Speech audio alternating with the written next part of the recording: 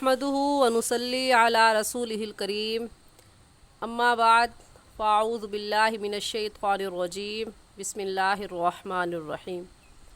मेरे तमाम देखने वालों को मेरी तरफ़ से अस्सलामु अलैकुम व रहमतुल्लाहि व बरकातुहू। उम्मीद है आप सब खैरियत से होंगे। दुआ है कि अल्लाह जल्ला शानुहु आपकी तरफ बढ़ने वाले हर शर को खैर में बदल दे। आमीन सुम्मा आमीन। आज के सबक में हम 29वां पारा सूरतुल मुल्क का बकिया हिस्सा पढ़ेंगे। सबक के आगाज़ से पहले आपसे एक छोटी सी बात करना चाहूँगी। वो बात ये है कि अगर आप चाहती हैं कि आप अपने बच्चों को एक्सीडेंट से महफूज रखें, एक्सीडेंट से बचाएं या अगवा होने से बचाएं, तो उसके लिए आपको एक वज़ीफ़ा बताती हूँ कि सूरह यूसुफ़ आयत नंबर 64 यानी 64, सूरह यूसुफ़ की आयत नंबर 64 जो है वो ये है, फ़ल्लाहु खैरुन हाफ़िज़ुन व हुवा अरहमुर राहिमीन। फ़ल्लाहु खैरुन हाफ़िज़ुन व हुवा अरहमुर राहिमीन। तो सूरह यूसुफ़ की जो ये आयत मुबारक है, जब भी आप अपने बच्चों को अपने से जुदा करें, स्कूल भेजें, बाज़ार भेजें या रिश्तेदारों के पास भेजें या दूसरे शहर में भेजें या दूसरे मुल्क में भेजें, तो ये दुआ पढ़कर दम कर दें। 3 मरतबा पढ़कर अपने बच्चों पर दम कर दें। और इसका तर्जुमा ये है कि अल्लाह बेहतरीन हिफाजत करने वाले हैं और वो सबसे ज़्यादा रहम फरमाने वाला है। तो जब आप ये आयत पढ़कर अपने बच्चों पर दम कर देंगी तो आप अल्लाह के पास अपने बच्चे को अमानत रखवा देंगी और अल्लाह ताला बेहतरीन अमानत की हिफाजत करने वाले हैं बेशक। दुआ क्या है एक बार फिर बता देती हूँ, फ़ल्लाहु खैरुन हाफ़िज़ुन व हुवा अरहमुर राहिमीन। तो अपने सबक का आगाज़ करते हैं। अऊज़ु बिल्लाहि मिनश शैतानिर रजीम। सूरतुल मुल्क मक्किय्यतुम बिस्मिल्लाहिर रहमानिर रहीम।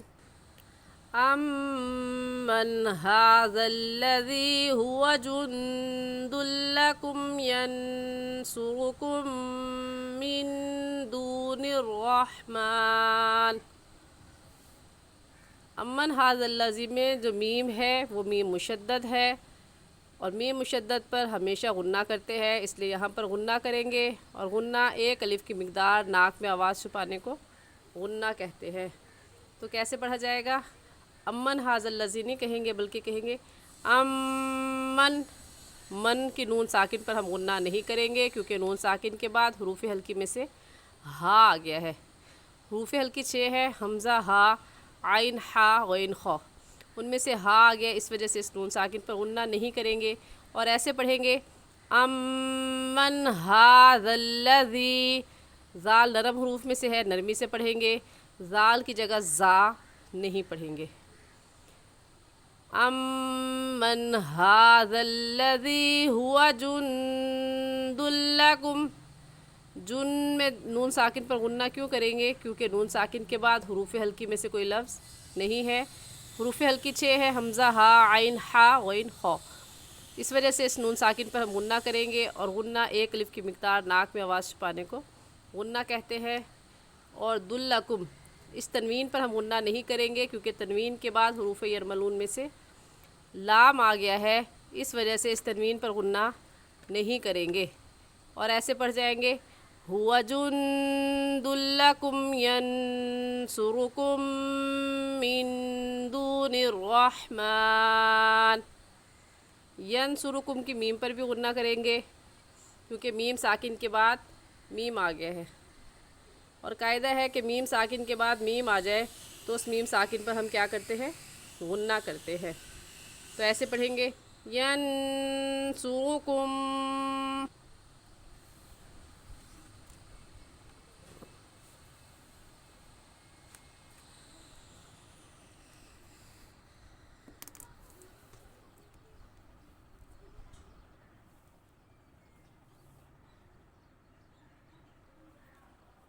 मिन दूनिर रहमान। رحمان میں جو تھا کی علامت ہے یہ وقف مطلق کی علامت ہے، جس کا مطلب یہ ہے کہ یہاں پر ہمیں ٹھہرنا چاہیے، تو یہاں پر رحمان کو ہم ملا کر نہیں پڑھیں گے۔ اور وقف کرنے کا طریقہ کہ آخری حرف ساکن کر دیں گے، اور آخری حرف نون ہے تو ایسے پڑھیں گے من دون الرحمن ان الکافرون الا فی غرور امن هذا الذی یرزقکم ان امسک رزقہ بل لجوا فی عتو ونفور۔ امن هذا الذی میں میم مشدد ہے، اور میم مشدد پر ہمیشہ غنہ ہوتا ہے، اس وجہ سے یہاں پر غنہ کریں گے۔ یرزقکم کی میم پر غنہ نہیں کریں گے، کیونکہ قاعدہ ہم پڑھ چکے ہیں کہ میم ساکن کے بعد با آ جائے یا میم ساکن کے بعد میم آ جائے، اس صورت میں میم ساکن پر غنہ کرتے ہیں، اور اگر با یا میم نہ ہو تو پھر غنہ نہیں کرتے، تو ہم ایسے پڑھ جائیں گے یرزقکم ان امسک رزقہ۔ ان میں بھی نون ساکن پر غنہ نہیں کریں گے، کیونکہ نون ساکن کے بعد حروف حلقی جو کہ 6 ہیں، حمزہ ہا، عین ہا، غین خا، ان میں سے حمزہ آ گیا ہے، اس وجہ سے اس نون ساکن پر غنہ نہیں کریں گے۔ اور یہ دیکھنے میں الف ہے، پھر ہم اسے حمزہ کیوں کہہ رہے ہیں؟ کیونکہ نورانی قاعدے کی تختی نمبر 4 میں ہم یہ قاعدہ پڑھ چکے ہیں کہ جس الف کے اوپر زبر زیر پیش یا جزم آ جائے، یہ جو میم کے اوپر مڑی ہوئی علامت ہے اسے جزم کہتے ہیں، تو اگر الف کے اوپر یہ جزم آ جائے یا زبر زیر یا پیش آ جائے تو پھر اسے حمزہ نہیں کہتے، الف نہیں کہتے، حمزہ کہتے ہیں، الف نہیں کہتے بلکہ حمزہ کہتے ہیں۔ تو نون ساکن کے بعد حروف حلقی میں سے حمزہ آ گیا ہے، اس وجہ سے اس نون ساکن پر ہم غنہ نہیں کریں گے، اور ایسے پڑھیں گے ان امسک رزقہ۔ اگلا لفظ ہے بل لجو، اسے بل لجو پڑھنا غلط ہوگا، اور صحیح ہے بل لجو فی عتو ونفور۔ بل لجو کیوں نہیں پڑھیں گے؟ کیونکہ یہ قاعدہ بھی ہم نورانی قاعدے میں پڑھ چکے ہیں کہ تشدید سے پہلے لام کے اوپر جو تشدید ہے، اس 3 دندانے والی علامت کو تشدید کہتے ہیں۔ تشدید سے پہلے جزم آ جائے تو جزم والے حرف کو چھوڑ دیتے ہیں اور تشدید والے حرف کو پڑھتے ہیں، تو صحیح ایسے پڑھیں گے بل لجو فی عتو ونفور۔ عتویوں کی واو پر غنہ کریں گے، کیونکہ تنوین کے بعد حروف یرملون میں سے واو آ گیا ہے، تو اس وجہ سے یہاں پر غنہ ادغام کے ساتھ ہوگا۔ غنہ ایک الف کی مقدار ناک میں آواز چھپانے کو غنہ کہتے ہیں، اور ادغام کسے کہتے ہیں؟ ادغام کہتے ہیں کہ 2 لفظوں کو ایک کر دیا جائے، جیسا کہ واو دیکھنے میں ایک ہے اور پڑھنے میں 2 مرتبہ پڑھا جائے گا، ایک مرتبہ پیچھے والے لفظ کے ساتھ ملا کر اور دوسری مرتبہ خود، تو ایسے پڑھیں گے اس آیت کو بل لجوا فی عتو ونفور افمن یمشی مکبا علی وجہہ اہدی امن یمشی سویا علی صراط مستقیم۔ افمن یمشی پر بھی غنہ کریں گے، کیونکہ نون ساکن کے بعد حروف یرملون میں سے یا آ گیا ہے۔ حروف یرملون 6 ہے، یا، غا، میم، لام، واو، نون، یرملون، تو یہاں پر غنہ ہم ادغام کے ساتھ کریں گے، ایسے پڑھیں گے افمن یمشی، یمشی کو ایک الف کے برابر کھینچیں گے، افمن یمشی مکبن نہیں کہیں گے۔ تو شین یا زیر شی کو ہم کیوں کھینچیں گے؟ کیونکہ یا ساکن سے پہلے زیر آ گئی ہے، یا ساکن سے پہلے زیر آ جائے تو اسے یائے مدہ کہتے ہیں، اور اس کو ایک الف کے برابر کھینچ کر پڑھتے ہیں۔ تو افمن یمشی مکبن غلط ہو جائے گا، اور صحیح ہوگا افمن یمشی مکبا علی وجہہ اہدی۔ وجہہ میں کون سی مد ہے؟ اس مد کا نام ہے مد منفصل۔ ہمیں کیسے پتہ چلا؟ کیونکہ حروف مدہ کے بعد حمزہ اگلے کلمے میں ہے، حروف مدہ اس میں کھڑی زیر ہے، جیسا کہ میں آپ کو پہلے بھی بتا چکی ہوں کہ الف مدہ، کھڑی زبر، کھڑی زیر اور الٹا پیش، जो अलिफ मद्दा, वाव मद्दा और या मद्दा का हुक्म है वही खड़ा ज़बर, खड़ी ज़ेर और उल्टा पेश का हुक्म है। तो ये खड़ी ज़ेर जो है वो या मद्दा की तरह है, यानी जो हुक्म या मद्दा का है वही हुक्म खड़ी ज़ेर का है। तो यहाँ पर हुरूफ मद्दा के बाद हमज़ा अगले कलमे में आ गया, इस वजह से इस मद को कहेंगे मद्दे मुनफसिल और मद्दे जायज़, और इस मद को 3 अलिफ के बराबर खींच कर पढ़ेंगे, ना उससे कम और ना ही इससे ज़्यादा। आहदा में भी मद्दे मुनफसिल है, खड़ा ज़बर है, और ये अलिफ मद्दा के कायम मकाम है, यानी इसका भी वही हुक्म है जो अलिफ मद्दा का है। तो हुरूफ मद्दा के बाद हमज़ा अगले कलमे में है, क्योंकि आहदा एक लफ्ज़ है और अम्मई दूसरा लफ्ज़ है, तो इस मद को भी मद्दे मुनफसिल और मद्दे जायज़ कहेंगे। अमन पर मीम मुशद्दद है इसलिए गुन्ना करेंगे, और सवीयन में तनवीन के बाद हुरूफ हल्की में से आइन आ गया है, इस वजह से यहाँ सवीयन पर हम गुन्ना नहीं करेंगे। आयत दोबारा से सुन ले कैसे पढ़ी जाएगी। अफ़मन यमशी मुकिब्बन अला वजहिही अहदा अम्मन यमशी। आयत बड़े होने की वजह से आप वक़फ़ भी कर सकते हैं, और अगर आपका सांस लंबा हो जाता है यानी आप पूरी आयत पढ़ सकते हैं तो पढ़ भी सकते हैं।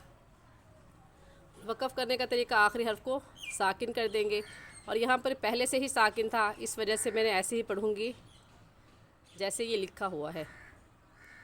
सांस दुरुस्त करके फिर पीछे से मिलाकर अम्मन यमशी सविय्यन अला सिरातिम मुस्तक़ीम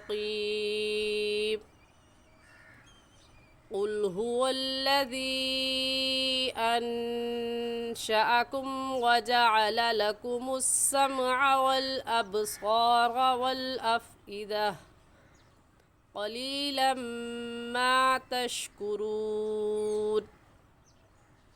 क़ुल हुवल्लज़ी, हा हलक का आखिर जो सीने की तरफ है वहाँ से निकलता है, तो इसको वाज़ेह करके पढ़ेंगे क़ुल, और क़ुल की जगह काफ़ नहीं कहेंगे क्योंकि उससे लफ्ज़ का मतलब गलत हो जाएगा।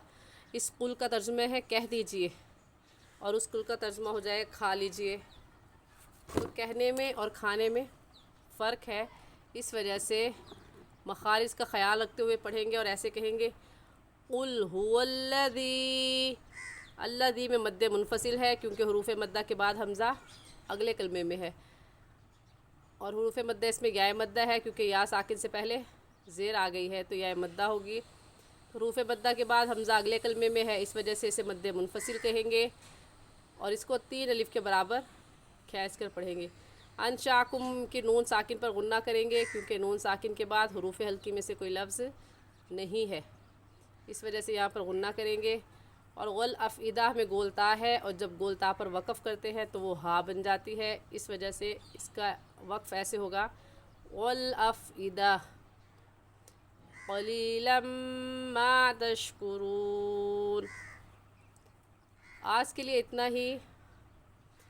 तो आज के सवाल की तरफ जाते हैं। तो आज का सवाल है इन अमसका, इसको मैं ऑप्शन ए है इन अमसका रिज़्क़ह, और ऑप्शन बी है इन अमसका रिज़्क़ह। आप मुझे ये बताएंगी कि ऑप्शन ए दुरुस्त है या ऑप्शन बी दुरुस्त है। दोबारा से सवाल बता देती हूँ। ऑप्शन ए है इन अमसका रिज़्क़ह, और ऑप्शन बी है इन अमसका रिज़्क़ह। तो ये कौन सा दुरुस्त तरीका है, किस तरह से हमें इस लफ्ज़ को पढ़ना चाहिए?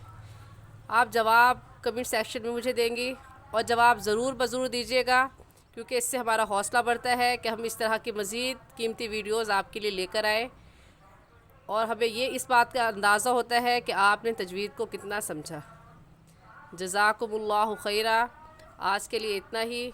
और जो लोग हमसे कुरान पाक पढ़ना चाहते हैं, जो बच्चे या ख़वातीन कुरान पाक पढ़ना चाहते हैं या कुरान पाक पढ़ा हुआ है सुनाकर अपनी तजवीद की गलतियाँ दुरुस्त करना चाहते हैं, तो वो नीचे दिए गए व्हाट्सएप नंबर पर हमसे रब्ता कर सकते हैं। अस्सलामु अलैकुम वरहमतुल्लाहि वबरकातुहू।